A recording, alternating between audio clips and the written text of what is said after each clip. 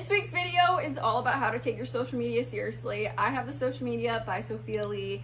I really focus on my Instagram and my TikTok as far as like traditional social media goes.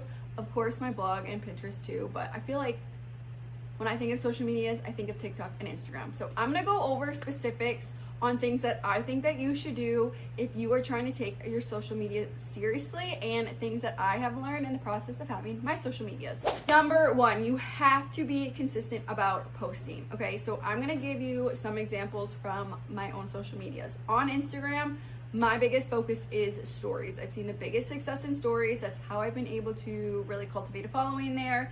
And I don't necessarily, not even necessarily, I do not focus on posting as much.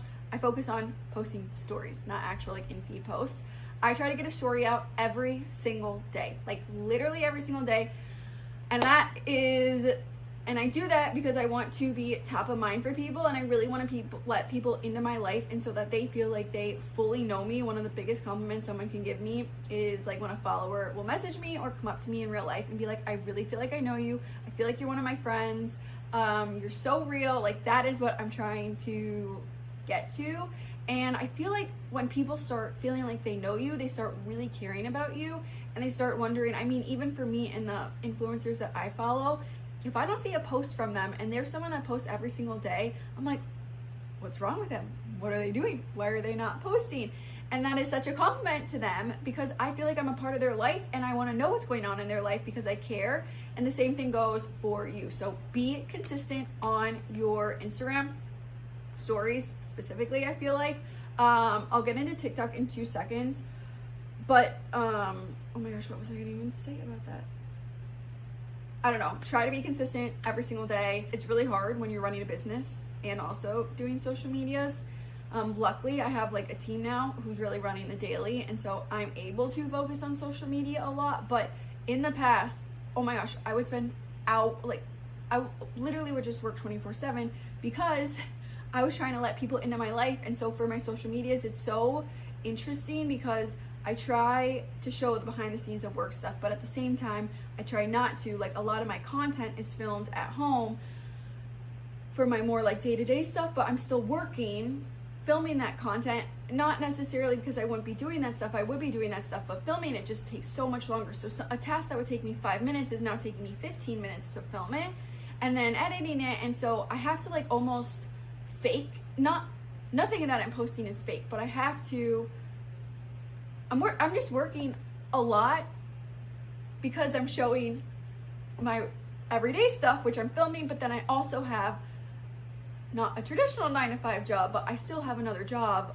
and a business on the side. And so trying to manage that stuff is hard, especially I feel like the smaller your business is, the smaller it gets, but cultivating that community is going to grow your business so much more than you can even imagine. Okay, I'm really just rambling. On TikTok, I try to post 6 days a week, every single day, and most of those 6 days a week I'm trying to post twice. So Monday through Friday I'm trying to post, or I guess Monday through Thursday I'm trying to post 2 videos a day. On Friday I try to post 1 video, on Saturday I try to post 1 video, and on Sunday I try to post 2 videos. So really that's 7 days a week. If I am, depending on what my workload is like for my real job, I sometimes am okay with me not posting 1 day a week, which I usually choose to be Friday or Saturday because those are the slowest days for me as far as TikTok goes. But every other day, and 90% of the weeks I'm posting 7 days a week, and most of the time it's 2 videos a day. That takes a lot of time to film. But again, me choosing to spend time on that is just proof to you that it is so worth it, and it will really help your business and your community grow so much more because people just feel like they're a part of your life. Number 2, you need to be intentional about posting. So every single Sunday or every Monday morning, I have a routine where I will go through and I will plan out all of my content for that week. I specific posts that I do every single week. Every Monday and Wednesday, I film a morning routine. Every Tuesday and Thursday night, I film a night routine. I have a series called Niche Things I'm Obsessed With. I know that I'm filming one of those videos every single week. But for my other videos, I am researching, okay, what's popular right now? What are questions that I've received? Keywords. If you don't know about keywords, you have to know about keywords. They will change your social media game, your website game, everything. And I'm coming up with a plan based on what I know my followers will like to see. It is very, very unusual for me to just post a random video out of nowhere. For me to be like, okay, right now I'm gonna go film something.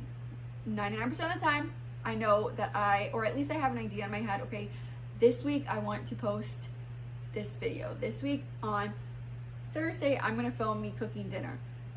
You know, like I have a general idea of that, and I think that for me, at least, my brain works so much better when I have a plan.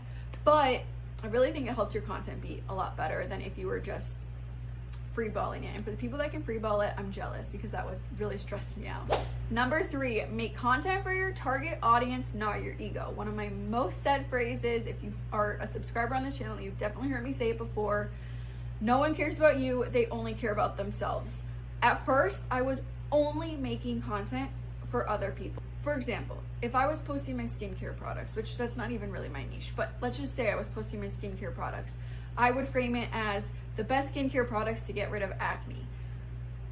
When really, I'm filming my favorite skincare products that help me get rid of acne. But if I was to title it, my favorite skincare products to get rid of acne, in the beginning, no one cared about me. They only cared about themselves. So for me, framing it in a way that was about the person helped me get so much more viewers. As you get bigger and bigger, people start caring more about yourself. So I'm at a point where I still feel like people really only care about themselves, but I am now like slightly able to be more like, this is our favorite dinner this week, instead of here's a 15-minute dinner that you can make really fast. You know, like I feel like people are caring a little bit more. So I'm getting to the point where I'm able to structure the content more about me versus the other person. But if you are just starting out, I mean, I've been doing this for like 6 years now. So you have a long time of just structuring the content about the person. And the second that you realize and get that into your head that you need to make every single thing for your target audience, the more your content will just grow so much faster.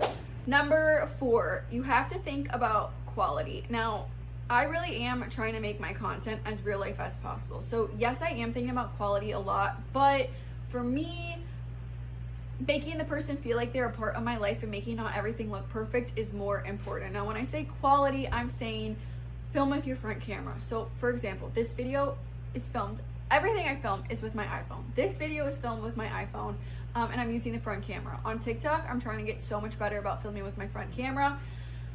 Instagram stories, I film with my back camera. So like the camera that I see the screen with.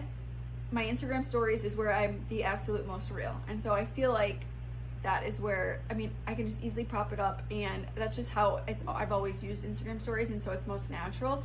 But on TikTok, I used to film it with all of my back camera, just like I do my stories, and I could tell my quality was just nowhere near other people's quality. And it wasn't until I turned the camera around that it really started helping. I'm also trying to be a lot more cognizant with filming with the window behind me. So for example, right now I have a window right there and I have a window right there behind you. And so the light's coming right in on me and it looks a lot nicer. And then I've been noticing that 0.5 zoom out is very popular on TikTok right now. And again, I think it's just because you can see more of the space, so you're feeling more like you're a part of the video. Number 5 is slightly contradicting my last point, but not at the same time, and you'll understand when I explain it. Do not wait for your content to be perfect. If I tried to film a perfect video every single time, I would have no content out there. So while you have to be cognizant of the quality, the quality as far as use your front camera, make sure there's not loud music happening in the background or whatever it is. You also just want to get content up there, and nothing's going to be perfect at first. I mean, at this point, I filmed hundreds of videos and I still think my videos are nowhere near perfect. People like real life. They like to see you mess up. They like to see your growth, and I promise you, just get it up there. You will never, it's pretty rare, even for the videos that I feel really good about, they're usually the ones that do the worst. The videos that I'm like, oh my gosh, this is not good, people are not gonna like this, are usually the ones that end up going viral. So just get it posted. Okay, those are my tips for taking your social media more seriously. Social media takes up so much time, but I promise you it can grow your business so much faster. The daily, which is my biggest business, would be nowhere without social media, and so while I have a love-hate with it, I have more of a love, and I'm so appreciative of what social media does for small businesses. If you're looking for more of the nitty-gritty on social media and exactly how I do it, not just generalized thoughts, which this video is more, I'm talking like how I actually film, how I edit, my posting, my actual like posting schedule, the tripods I use, the apps that I use, everything like that. I have a mini course called Perfecting Social Media. We'll have it linked in the description, but that again just goes over more of the nitty-gritty, so a little plug for that. Otherwise, I will see you at next week's video.